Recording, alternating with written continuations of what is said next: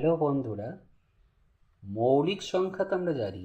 মৌলিক সংখ্যা বা প্রাইম নাম্বারস তো আমরা জানি যে 2, 3, 5, 7, 11, 13, 17, 19 এই সংখ্যাগুলোকে মৌলিক সংখ্যা বলে।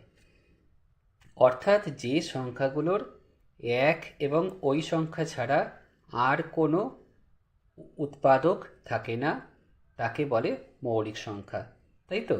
যেমন তিনের আমাদের একটি উৎপাদক এবং তিন নিজে একটা উৎপাদক, এছাড়া তিনের আর কোনো উৎপাদক নেই।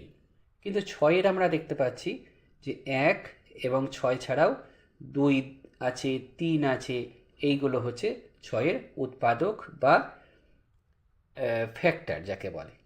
ঠিক আছে, তাই ছয় আমাদের মৌলিক সংখ্যা নয়। ঠিক আছে, কিন্তু আজকে আমরা একটা শেখাবো সেটা হচ্ছে পরস্পর মৌলিক সংখ্যা বা কো প্রাইম নাম্বারস। এখানে সবথেকে মজার জিনিস হচ্ছে যে সংখ্যাগুলো যদি মৌলিক সংখ্যা না হয় তাও তারা পরস্পর মৌলিক হতে পারে। পরস্পর কথাটা থেকেই বোঝা যাচ্ছে নিশ্চয়ই আমাদের এখানে একটা সংখ্যার কথা বলা হচ্ছে না।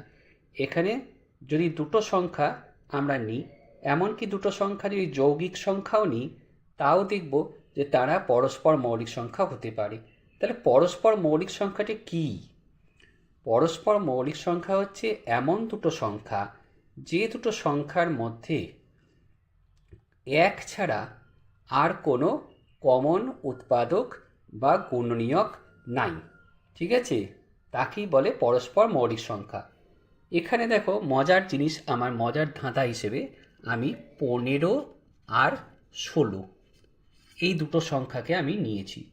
তা 15 নিজে একটা মৌলিক সংখ্যা নয়, 16 আমাদের একটা মৌলিক সংখ্যা নয়, কিন্তু এরা পরস্পর মৌলিক কিনা দেখি।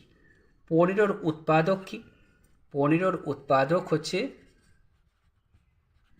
15 উৎপাদক হচ্ছে কী করে বার করতে হয়? না এমনি করে বার করতে হয়। 15 সমান কী কী 15 হয়? না 1 গুণিত 15 হয়, 3 গুণিত 5 হয়। তাহলে 15 উৎপাদক হচ্ছে 1, 3, 5, 15। ঠিক সিমিলারলি 16কে আমরা যদি বলি তাহলে 16 কীভাবে হয়? 1 গুণিত 16 হয়, 2 গুণিত 8 হতে পারে, 4 গুণিত 4 হতে পারে, তাই তো? তাহলে 16 উৎপাদক কি? 16 উৎপাদক গুলো হচ্ছে 1, 2, 4, 8 আর 16 নিচে, তাই তো?